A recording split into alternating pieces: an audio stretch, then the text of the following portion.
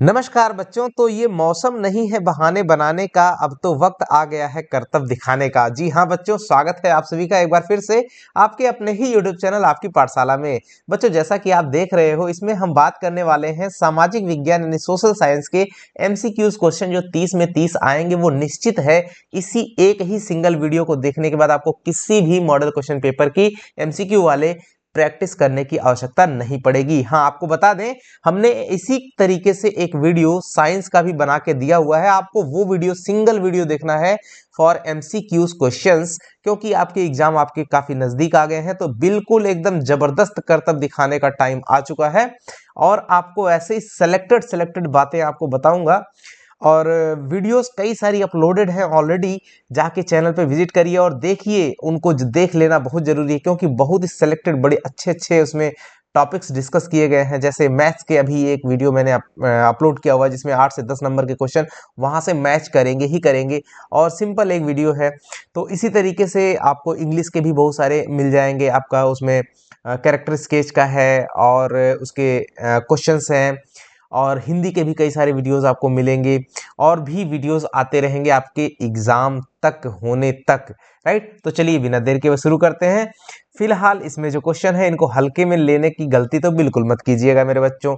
यहाँ पे देखिए, पहला क्वेश्चन है, इनमें से कौन सा पत्तन पूर्वी तट पर स्थित है जो अंतःस्थली तथा अधिकतम गहराई का पत्तन है? तो सही आंसर पे फटाफट टिक लगाते चलो मेरे बच्चों, विशाखापत्तनम।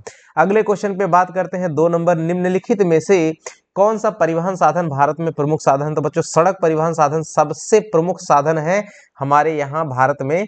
आगे बढ़ते हैं अगले क्वेश्चन की तरफ। 3 नंबर में देखिए, निम्न में से कौन सा शब्द 2 या अधिक देशों के व्यापार को दर्शाता है? तो भाई, इंटरनेशनल जो ट्रेड होता है, जिसको अंतरराष्ट्रीय व्यापार की बात करते हैं, तो यही है जो है 2 या 2 से अधिक देशों के व्यापार को दर्शाता है। 4 नंबर का क्वेश्चन है, निम्न में से कौन से 2 दूरस्थ स्थित स्थान पूर्वी पश्चिमी गलियारे, राइट, पूर्वी यानी कि ईस्टर्न और वेस्टर्न जो कॉरिडोर है, उससे जुड़े हुए 2 दूरस्थ बड़े स्थान हैं? तो बच्चों, सिलचर और पोरबंदर 2 ऐसे जगह हैं जो कि ईस्टर्न और वेस्टर्न यानी पूर्वी पश्चिमी कॉरिडोर से जोड़ने वाले 2 बड़े शहर हैं। 5वां क्वेश्चन है, निम्नलिखित में से परिवहन का कौन सा साधन वाहनांतरण हानियों तथा देरी को घटाता है? तो बच्चों, पाइपलाइन। पाइपलाइन ही एक ऐसा साधन है जो कि आपका एक ऐसा परिवहन का साधन है जो वाहनांतरण हानियों तथा देरी को घटाता है। अगला क्वेश्चन है 6 नंबर, कौन सा राज्य हजीरा विजयपुर जगदीशपुर पाइपलाइन से नहीं जुड़ा है? हजीरा विजयपुर जगदीशपुर पाइपलाइन से नहीं जुड़ा पूछ रहा है। राइट, तो आपको बता दें, ये जो है आपका जो हजीरा विजयपुर जगदीशपुर, ये गुजरात होते हुए, मध्य प्रदेश होते हुए उत्तर प्रदेश को जाती है, कनेक्ट होती है। तो इसका सही आंसर महाराष्ट्र होगा। ये जो है महाराष्ट्र से आपका नहीं जुड़ी हुई है। अगला, इसको ध्यान देना, ये सब नहीं वाला क्वेश्चन बहुत गलती होने का चांस रहता है। 7 नंबर क्वेश्चन है, निम्न में से कौन सा उद्योग चूना पत्थर को कच्चे माल के रूप में प्रयुक्त करता है? तो बच्चों, जो सीमेंट उद्योग होता है वो इसका इस्तेमाल करता है। आगे बढ़ते हैं अगले क्वेश्चन की तरफ। यहाँ पे देखिए, 8 नंबर में, कौन सा उद्योग बॉक्साइट के को कच्चे माल के रूप, चूंकि बॉक्साइट किसका एस्क होता है बच्चों? एल्यूमिनियम का। तो सही आंसर होगा एल्यूमिनियम प्रगलन। राइट, आगे बढ़ते हैं अगले क्वेश्चन की तरफ। यहाँ 9 नंबर, कौन सा उद्योग दूरभाष, कंप्यूटर आदि संयंत्र निर्मित करते हैं? तो बच्चों, जो इलेक्ट्रॉनिक उद्योग होते हैं वो इन सब चीजों को बनाते हैं। अगले क्वेश्चन की तरफ बढ़ते हैं, निम्नलिखित में से कौन सा खनिज, खनिज की बात कर रहा है, अपक्षयित पदार्थ के अवशिष्ट भार को त्यागता यानी कि कम करता हुआ चट्टानों के अपघटन से बनता है? तो बच्चों, बॉक्साइट ही वो अयस्क है जो इस तरह से बनता है, खनिजों के अपक्षयित पदार्थ को अवशिष्ट करके उनके भार को त्यागता हुआ चट्टानों के अपघटन से बनता है। अगला क्वेश्चन है 11, झारखंड में स्थित कोडरमा किस खनिज का अग्रणी उत्पादक है? बच्चों, तो अभ्रक का। ये इसका देश दुनिया में नाम है। राइट, आगे बढ़ते हैं, इसको माइका भी कहते हैं, ध्यान देना। आगे बढ़ते हैं अगले क्वेश्चन की तरफ। देखिए, 12 नंबर का जो क्वेश्चन है वो है क्या, निम्नलिखित चट्टानों में से किस चट्टान के स्तरों में खनिजों का निक्षेपण और संचयन होता है? तो बच्चों, इसका सही आंसर क्या हो जाएगा? जो तलछटी चट्टाने हैं, ये इसका करेक्ट आंसर होगा।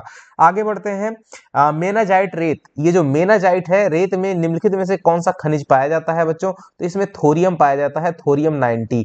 राइट, तो मेनाजाइट जो है वो थोरियम का जो है क्या है, अयस्क है। आगे बढ़ते हैं, 14 नंबर, निम्नलिखित में से कौन सा उस कृषि प्रणाली को दर्शाता है जिसमें एक ही फसल लंबे चौड़े क्षेत्र में उगाई जाती है? बच्चों, इसको रोपण कृषि कहते हैं। क्या कहते हैं? रोपण कृषि या इसको जो है हम लोग बोलते हैं इंग्लिश में अगर बात करेंगे तो इसे हम लोग कहते हैं प्लांटेशन एग्रीकल्चर, या आप इसको वृक्षारोपण भी समझ सकते हो, राइट। प्लांटेशन का मतलब पौधे लगाने वाला, पेड़ लगाने वाला, राइट। तो रोपण कृषि होता है। इसके एग्जाम्पल में अगर हम बात करें तो जैसे चाय बागान हो गए आपका, जैसे कहवा यानी कि कॉफी की खेती हो गई, राइट, गन्ने की खेती हो गई, ये सब चीजें एक बड़े पैमाने पर होती हैं, राइट। आगे बढ़ते हैं अगले क्वेश्चन की तरफ। तो यहाँ इसका सही आंसर बच्चों क्या होगा, रोपण कृषि, ऑप्शन नंबर सेकंड वाला। 15 नंबर क्वेश्चन, इनमें से कौन सी रबी की फसल है, याद रखना मैं आपको काफी सारे एग्जाम्पल भी बता दे रहा हूँ। इसका सही आंसर क्या हो जाएगा, चना। तो रबी की फसल के मैं और भी उदाहरण बता देता हूँ। गेहूं हो गया, चना हो गया, मटर हो गया, सरसों हो गया, अलसी हो गया, ये सब नोट कर लेना, इनमें से कोई भी दे सकता है। तो ये सब क्या है, रबी की फसलें। आगे बढ़ते हैं 16 नंबर के क्वेश्चन पे, बड़ा मजेदार सा क्वेश्चन है, इनमें से कौन सी एक फलीदार फसल है। अच्छा, फलीदार फसलें जो होती हैं वो दालें होती हैं। दालें चाहे दालों में चाहे जो सी दाल ले लीजिए, चाहे मटर, चना, उड़द, मूंग, मसूर, सब फलीदार ही होती हैं। तो अब एक चीज और बता दें, ऊपर जो क्वेश्चन था आपको रबी पूछा था तो खरीफ भी पूछ सकता है। तो खरीफ का एग्जाम्पल लिख लो, ज्वार, बाजरा, मूंग, धान, मक्का, गन्ना, सोयाबीन, उड़द, तुअर, मूंगफली, ये सारे के सारे क्या हैं, खरीफ की फसलों के एग्जाम्पल हैं, लिख लेना क्योंकि ये क्वेश्चन आएगा ही आएगा। अगला क्वेश्चन, निम्नलिखित में से कौन सा वक्तव्य यानी कि स्टेटमेंट बहुउद्देशीय नदी परियोजनाओं के पक्ष में दिया गया तर्क नहीं है। काफी इंपॉर्टेंट क्वेश्चन है। तो इसका सही आंसर ग वाला होगा बच्चों, ये राइट आंसर है। बहुउद्देशीय परियोजनाओं से बृहत स्तर पर विस्थापन होता है और आजीविका खत्म होती है। ये जो है आपका बहुउद्देशीय नदी परियोजनाओं के पक्ष में दिया गया तर्क नहीं है, ये इसके अगेंस्ट दिया जाने वाला तर्क है, राइट। आगे बढ़ते हैं अगले क्वेश्चन की तरफ। 18 नंबर, इनमें से कौन सा संरक्षण तरीका समुदायों की सीधी भागीदारी नहीं करता है। तो वन्य जीव पशु विहार या सेंचुरी का परिसीमन, ये इसका सही आंसर हो जाएगा। ये जो है आपका संरक्षण का तरीका समुदायों की सीधी भागीदारी नहीं करता। अगला क्वेश्चन है, पंजाब में भूमि निम्नीकरण यानी कि जमीन में जो गड़बड़ी हो रही है या उसकी उर्वरता कम हो रही है, उसका क्या प्रमुख कारण है। तो बच्चों, अधिक सिंचाई। अधिक सिंचाई होने से होता क्या है कि उसकी जो अम्लता या क्षारीयता वो सब बढ़ जाती है, जिस कारण से जो है उसकी जो उर्वरता है वो घट जाती है। अगले क्वेश्चन की तरफ बढ़ते हैं। 20 नंबर का जो क्वेश्चन है, देखिए, निम्नलिखित में से किस प्रांत में सीढ़ीदार या स्टेप फार्मिंग भी बोलते हैं, राइट। सीढ़ीदार, स्टेप फार्मिंग तो किसमें होती है, तो ये जो है जहां जो पहाड़ी राज्य होते हैं, पहाड़ी क्षेत्र होते हैं, वहां पे होता है। इनमें से पहाड़ी क्षेत्र सिर्फ एक ही है, उत्तराखंड। तो सही आंसर क्या होगा इसके अकॉर्डिंग, उत्तराखंड। आगे बढ़ते हैं अगले क्वेश्चन में, इनमें से किस राज्य में काली मृदा मुख्य रूप से पाई जाती है। ध्यान देना, काली मृदा यानी ब्लैक सॉइल की बात करता है। तो ब्लैक सॉइल जो है बच्चों आपका महाराष्ट्र, गुजरात और कर्नाटक, इन 3 प्रमुख राज्यों में पाई जाती है। तो जिसमें से महाराष्ट्र दिया हुआ है, ये आपका सही हो जाएगा। बाकी को भी याद रखना, अगर गुजरात और कर्नाटक ये सब दे दिया तो। वैश्वीकरण के विगत 2 दशकों में द्रुत आवागमन देखा गया है, कहां। तो बच्चों, देशों के बीच वस्तुओं, सेवाओं, निवेशों और लोगों का द्रुत आवागमन देखा गया है। तो ये सभी इसमें सही हो जाएगा, डी वाला। अगला क्वेश्चन है 23 नंबर का क्वेश्चन है, विश्व के देशों में बहुराष्ट्रीय कंपनियों द्वारा निवेश का सबसे अधिक सामान्य मार्ग कौन सा है।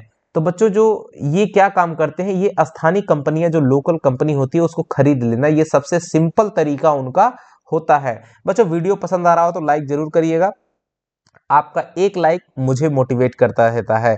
वैश्वीकरण ने जीवन स्तर के सुधार में सहायता पहुंचाई, किस तरह से। तो सभी लोगों के, विकसित देशों के लोगों के, विकासशील बच्चों, इसमें से इसका सही आंसर होगा उपर्युक्त में से कोई नहीं। अब कहोगे कि सभी लोगों के लिए, अब आप जान करके लगाओगे आंसर, लेकिन इसका आंसर सही नहीं है, सही होगा उपर्युक्त में से कोई नहीं। क्यों? क्योंकि वैश्वीकरण का जो प्रभाव है बच्चों, वो दीर्घ स्तर पर होता है, लेकिन किसी एक व्यक्ति के जीवन पर इस प्रभाव को महसूस नहीं किया जा सकता। इसलिए हम इसका सही आंसर क्या लगाएंगे, उपर्युक्त में से कोई नहीं। अगले क्वेश्चन की तरफ बढ़ते हैं। 25 नंबर, सार्वजनिक और निजी क्षेत्रक का आधार निजी क्षेत्रक आधार पर विभाजित है। तो किस आधार पर विभाजित है बच्चों, तो उद्यमों के स्वामित्व, राइट, के आधार पर। ये आपका सही हो जाएगा, सी वाला। अगला क्वेश्चन 26 नंबर, एक वस्तु का अधिकांशतः प्राकृतिक प्रक्रिया से उत्पादन गतिविधि, ये प्राकृतिक प्रक्रिया से जब उत्पादन होता है तो उत्पादन आपका प्राथमिक क्षेत्रक में आता है। तो इसका सही आंसर क्या हो जाएगा, प्राथमिक, ऑप्शन नंबर का आपका करेक्ट हो जाएगा। बढ़ते अगले क्वेश्चन की तरफ। देखिए, किसी वर्ष में उत्पादित कुल मूल्य को सघउ, ऐसे मत पढ़ना, इसको बोलते हैं आपका सघउ नहीं कहेंगे, इसको बोलेंगे सकल घरेलू उत्पाद, ग्रॉस डोमेस्टिक प्रोडक्ट, राइट। इसको जीडीपी भी बोलते हैं, जीडीपी, ये समझ में आएगा, ग्रॉस डोमेस्टिक प्रोडक्ट। तो क्या होता है ये, राइट। तो सभी अंतिम वस्तुओं और सेवाओं, तो इसका सही आंसर क्या हो जाएगा, कहते हैं किसको, सभी अंतिम वस्तुओं और सेवाओं को किसी वर्ष में उत्पादित सभी अंतिम वस्तुओं और सेवाओं का जो मूल्य होता है उसे सकल घरेलू उत्पाद यानी जीडीपी कहते हैं। अगला क्वेश्चन है कि सकल घरेलू उत्पाद के पदों में वर्ष 2013-14 के बीच तृतीय क्षेत्र की हिस्सेदारी का परसेंटेज क्या था, तो 50 to 60% के अप्रोक्सीमेटली इसका जो है हिस्सेदारी थी। अगला क्वेश्चन है 29, सामान्यतः किसी देश का विकास किस आधार पर निर्धारित किया जा सकता है, तो बच्चों प्रति व्यक्ति आय भी इसमें शामिल होती है, औसत साक्षरता दर भी शामिल होती है, लोगों का स्वास्थ्य भी शामिल होता है, उपरोक्त सभी इसका सही आंसर होगा। ये सब क्वेश्चन आए हुए क्वेश्चन है और काफी इंपॉर्टेंट है। 30 नंबर क्वेश्चन, निम्नलिखित पड़ोसी देशों से मानव विकास के लिहाज से किस देश की स्थिति भारत से बेहतर है, तो अभी पिछली साल आया था, श्रीलंका इसका सही आंसर, ये बार बार आता रहता है।